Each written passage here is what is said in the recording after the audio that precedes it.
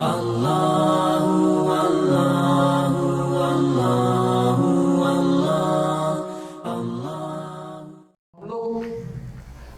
کا مطلب ہی نہیں سمجھتے کہ اصل میں شکر کہتے کس کو ہے. کوئی دنیا کی نعمت حاصل ہوئی، رزق حاصل ہوا، اس رزق کے حاصل ہونے کی بنیاد پر میں نے کیا کہا زبان سے؟ اللہ تیرا شکر ہے. لَإِن شَكَرْتُمْ لَأَزِيدَنَّكُمْ، اللہ نے قرآن میں فرمایا اگر تم میرا شکر کرو گے تو میں اپنی نعمتوں کو اضافہ ضرور بضرور کروں گا تم پر. کوئی روک نہیں سکتا اس کو. وَلَئِن كَفَرْتُمْ إِنَّ عَذَابِي لَشَدِيدٌ، اور اگر تم ناشکری کرو گے تو پھر میرا عذاب بڑا سخت ہے. اس کا مطلب ہے اللہ تعالیٰ فرما رہے ناشکری کی بنیاد پر میرا عذاب تم پر اتر کر رہے گا، اس کو بھی کوئی نہیں روک سکتا. تو شکر کا مطلب سمجھنا چاہیے کہ رزق آیا مجھے ملا اور میں نے زبان سے کہنا شروع کر دیا کیا؟ اللہ تیرا شکر ہے. کوئی چیز حاصل ہوئی اور میں نے زبان سے کہنا شروع کر دیا اللہ تیرا شکر ہے. میں نے زبان سے کہا اور میں نے کہا میں نے شکر کا حق ادا کر دیا. بھائی میں نے زبان سے کہہ دیا، ایسا نہیں ہے. سمجھ میں آنی چاہیے یہ بات. زبان کے شکر کو شکر نہیں کہتے، زبان سے شکر کرنے کو شکر نہیں کہتے. کیوں؟ کیونکہ مزے پورے 365 جوڑ لے رہے ہیں اور تو ایک جوڑ سے شکر ادا کر رہا ہے. یہ کیسے ہو سکتا ہے بھائی؟ یہ کیسے ہو سکتا ہے؟ مزے 365 جوڑ لے رہے ہیں اور تو ایک جوڑ سے شکر ادا کر رہا ہے. ایسا شکر ادا نہیں چاہیے اللہ تعالیٰ کی ذات کو، بلکہ ہاتھ کے اوپر جو اللہ تعالیٰ کے احکامات ہیں نا، اس کا شکر یہ ہے کہ ہاتھ سے وہی کام کرے جو اللہ کا حکم ہے، اور آنکھ کے اوپر جو احکامات ہے آنکھ سے وہی کام کرے جو اللہ کا حکم ہے، یہ آنکھ کا شکر ہے. زبان سے وہی کام کرے جو زبان کے اوپر اللہ کے احکامات ہیں، زبان کا شکر ہے. ناک سے وہی کام کرے جو اللہ تعالیٰ کی ذات کے احکامات ہیں، یہ ناک کا شکر ہے. اسی طریقے سے قلب سے وہی کام کرے جو قلب کے اوپر احکامات ہیں، یہ قلب کا شکر ہے. 365 جوڑوں کا شکر ادا کرنا ہے. میں نے زبان سے شکر ادا کیا اور اس کے بعد میں نے بولا بھائی شکر ادا کر لیا، اب میری نعمتوں کے اندر اللہ تعالیٰ اضافہ لازمی کریں گے. اب نیت کیا ہوتی ہے میری شکر ادا کرنے کی، اس کو سمجھے گا. بھائی شکر ادا کر لو، یہ جو نعمت اللہ نے دی ہے کہیں ایسا نہ ہو شکر ادا نہ کرو تو یہ نعمتیں واپس نہ چلی جائیں، اس لیے شکر ادا کر لو. اور اگر شکر ادا کر لو گے تو آپ کے اوپر اللہ تعالیٰ اپنی نعمتوں کا اضافہ ہی کریں گے. نیت نعمتوں کی ہے، نعمت دینے والے کی نیت کی نہیں ہے.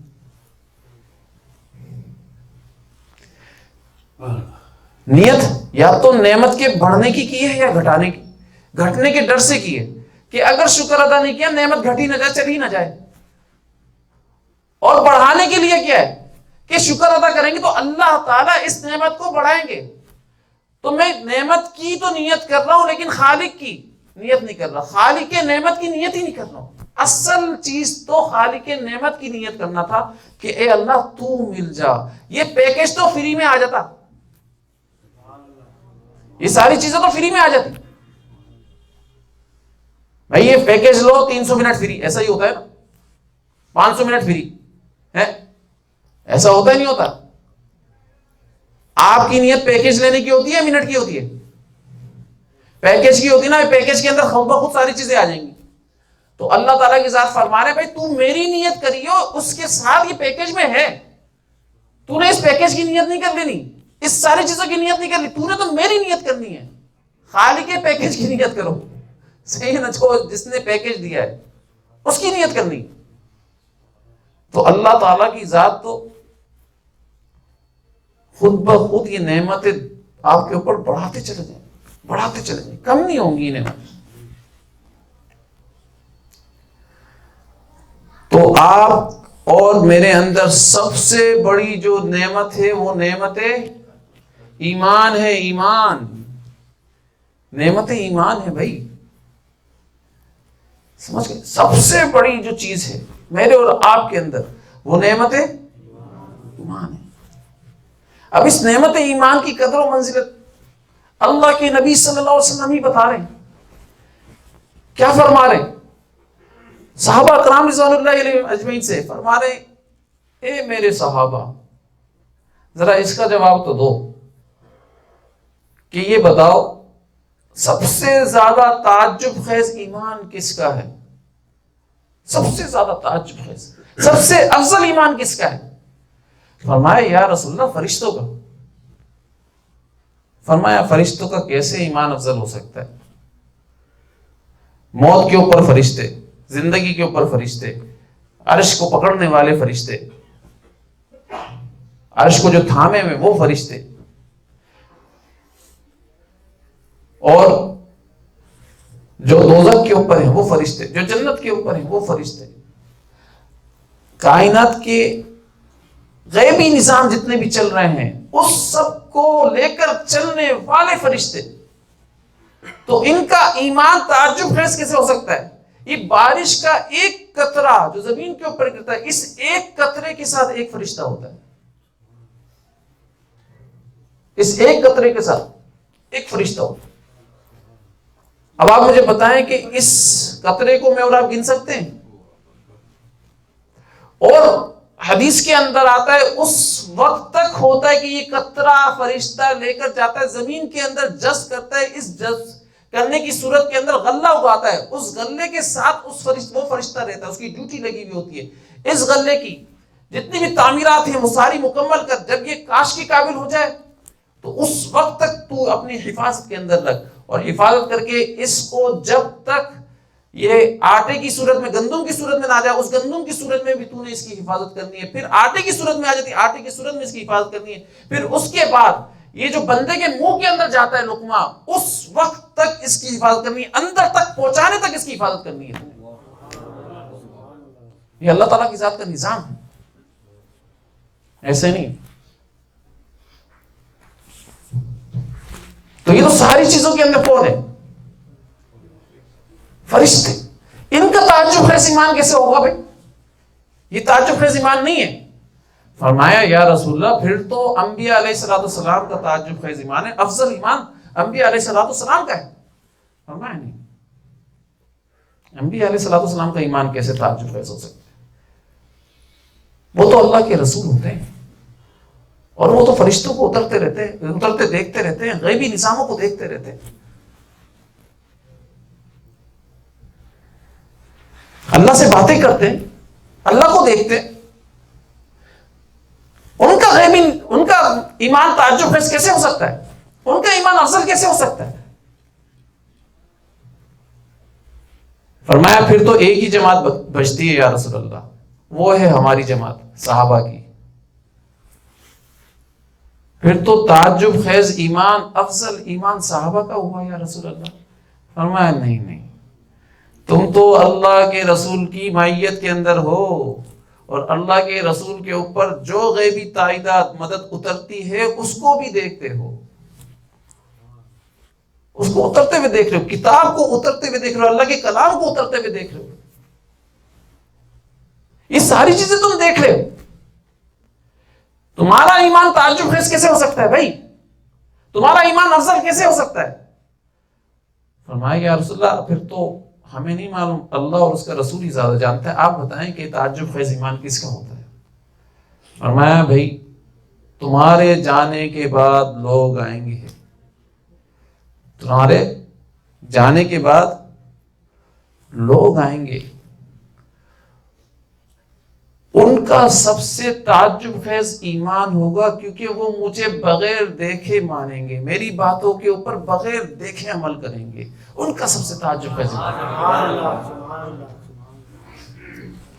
جو علماء ان کو میرے بارے میں بتائیں گے، وہ علماء کی باتوں کے اوپر آنکھ بند کر کر عمل کر لیں گے. ہمارے نبی کا حلیہ ایسا، ہمارے نبی کی باتیں ایسی، ہم اپنے نبی کے اوپر مر مٹیں. یہ تعجب خیز ایمان، یہ تعجب خیز ایمان. اسی بات کے اوپر حضور صلی اللہ علیہ وسلم نے تمنا کی تھی. کیا تمنا کی تھی؟ اور تمنا کے اندر کیا فرمایا تھا؟ تمنا کے اندر کیا فرمایا تھا؟ کہ اللہ میں اپنے بھائیوں سے کم ملوں گا، کم ملاقات کروں گا. تو صحابہ نے بولا یا رسول اللہ السنا اخوک، کیا ہم آپ کے بھائی نہیں ہیں؟ کیا ہم آپ کے بھائی نہیں ہیں؟ یہ صحابہ کرام ڈر گئے، یہ ہم بھائی نہیں تو بھائی کہہ کس کو رہے ہیں؟ پھر ہم کون ہیں؟ یہ صحابہ کرام کا ڈرنے کی وجہ سے سوال تھا کہ ہم کون ہیں پھر؟ فرمایا نہیں تم ڈرو نہیں، گھبراؤ نہیں، تم تو میرے صحابی ہو، نحن اصحابی، تم تو میرے صحابی ہو۔ میرے بھائی تو وہ ہیں، میرے بھائی تو وہ ہیں جو مجھ پر بن دیکھے ایمان لائیں گے، وہ میرے بھائی ہیں۔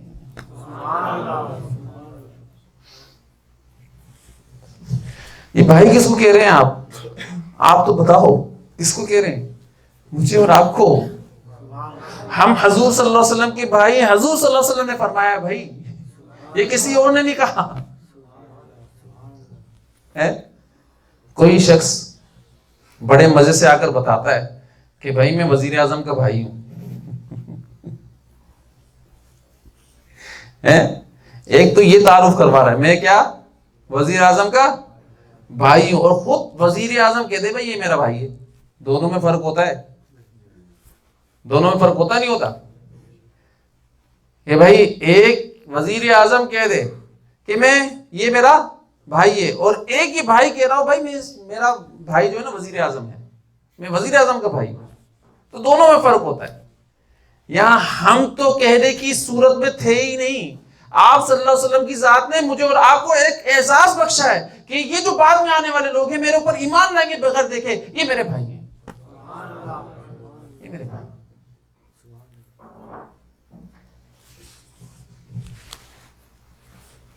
اور یہ کس صورت میں احساس بخشا کہ میری ذات کے اوپر فدا ہوں گے، میری بات کے اوپر عمل کر رہے ہوں گے، بن دیکھے میری بات کو مان رہے ہوں گے۔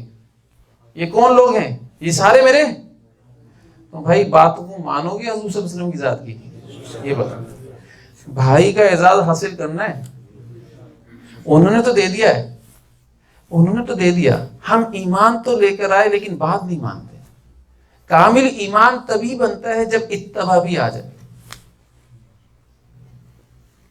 اتباع بھی آئے۔ دیکھیں عبادت کا مفہوم سمجھیے گا، اللہ تعالی کی ذات کی عبادت کا مفہوم کیا ہے؟ اللہ تعالیٰ کی ذات کی عبادت کہتے ہیں دو مجموعے کے نام کو، دو چیزیں مل کر عبادت بنتی ہے، ایک ہے اللہ تعالیٰ کی ذات کے حکم کا اتباع، ایک دوسری چیز ہے سب سے زیادہ اللہ تعالیٰ کی ذات سے محبت کا ہونا۔ یہ دو جز ہیں، جب یہ دو جز ملتے ہیں تب جا کر عبادت بنتی ہے، ورنہ اگر یہ دو جز نہ ہو تو عبادت نہیں۔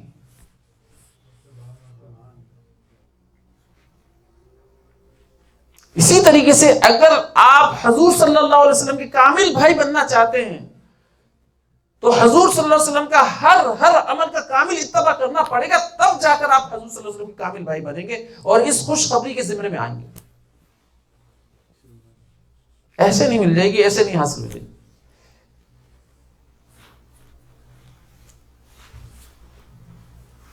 اور اگر کوئی یہ کہتا ہے کہ بھائی یہ وقت نہیں ہے آپ صلی اللہ علیہ وسلم کی اس سنت پر عمل کرنے کا، یہ وقت نہیں ہے آپ صلی اللہ علیہ وسلم کی اس سنت پر عمل کرنے کا، اگر ہم آپ صلی اللہ علیہ وسلم کی یہ سنت چھوڑ دیں تو کیا مذائقہ ہے بھائی؟ ایک سنت کا چھوڑنا، حضرت فرمایا کرتے تھے ایک سنت کا چھوڑنا صرف اس وجہ سے کہ ابھی یہ وقت نہیں ہے، یا غیروں کی وجہ سے کہ بھائی وہاں سے آرڈر ہی نہیں ہے کہ ہم اس سنت کے اوپر عمل کریں، غیروں کی وجہ سے اگر یہ آپ صلی اللہ علیہ وسلم کا ایک طریقہ چھوڑ دے گا تو اللہ تعالیٰ کی ذات نے اس کے اسلام کو، اس کے مسلمان ہونے کو ناقص کر دیا، ناقص کر دیا۔ تو یہ نقص والا اسلام لے کر ہم لوگ چل رہے ہیں نہیں چل رہے؟ ہم لوگ بولتے نہیں بولتے بھائی یہ دور نہیں ہے آپ صلی اللہ علیہ وسلم کی کسی سنت کے اوپر عمل کرنے کا، یا جو سنت پر عمل کر سکتے ہیں نا ہم لوگ وہ عمل کر لیں، باقی سنتوں کو چھوڑ دو۔ طریقے کو چھوڑ دو اور اس کے مقابلے میں غیروں کے طریقوں کو اپنا لو. تو آپ مجھے بتائیں کہ آپ صلی اللہ علیہ وسلم کی قلب اطہر کی جو نورانیت ہے آپ کے قلب میں منتقل ہو جائے گی؟ ارے نہیں ہوگی، نہیں ہوگی، نہیں ہوگی. قلب اطہر کی نورانیت کو منتقل کرنے کے لیے آپ کو کامل سنت کے اتباع کی نیت کرنا پڑے گی. ابھی کر لیں آپ، ہم سب لوگ کر لیتے ہیں اور اللہ کی ذات سے اس کا فضل مانگتے ہیں. ایمان جو ہے نا اللہ کی ذات کا فضل ہے، اللہ کی ذات کا فضل ہے. اور یہ ایمان چل کہاں سے رہا ہے آپ کو پتہ ہے نا؟ آپ صلی اللہ علیہ وسلم کی قلب اطہر سے چل رہا ہے. یہ اللہ کا فضل ہے. حضرت عائشہ صدیقہ رضی اللہ تعالی عنہ نے پوچھا یا رسول اللہ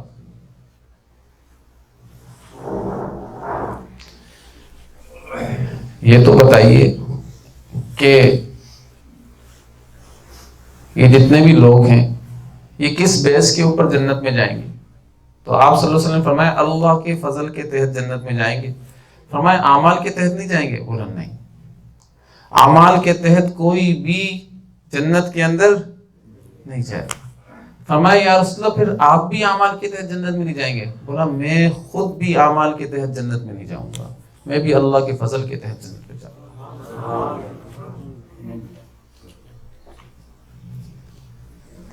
اس کے بعد کوئی اپنے عمل کے اوپر اترائے کہ میں نیک بن گیا، کوئی اپنے نیک اعمال کے اوپر، نیک چیز کے اوپر اترانا شروع کر دے، فخر محسوس کرنا شروع کر دے. ابھی دکھا رہا نہیں ہے لیکن قلب کے اندر آ رہا ہے،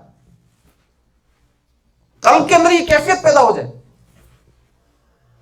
کسی نے کہہ دیا بھائی تو پتہ نہیں بچپن سے ہی نمازیں پڑھ رہا ہے.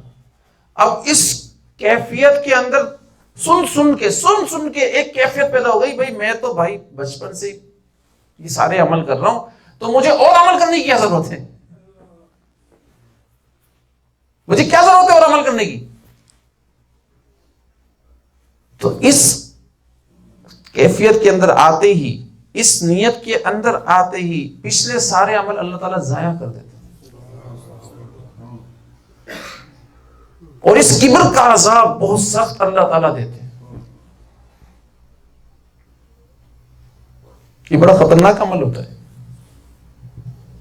اس لیے بھائی اللہ تعالیٰ کی ذات سے پناہ مانگی. اللہ